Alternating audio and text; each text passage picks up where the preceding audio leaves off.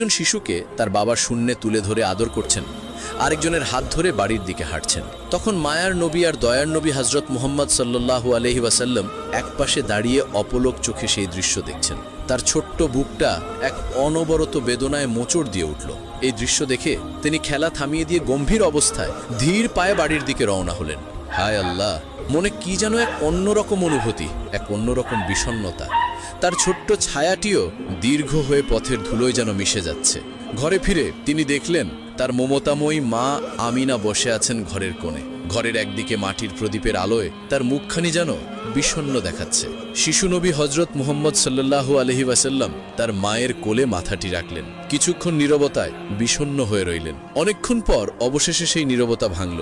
ছোট্ট নবী হযরত মুহাম্মদ সাল্লাল্লাহু আলাইহি ওয়াসাল্লাম তার মাকে বললেন, আম্মাজান, আজ খেলা শেষে সবার বাবা এসেছিলেন। একজনের বাবা তাকে কোলে তুলে নিলেন, আরেকজনের বাবা তার জন্য খেজুর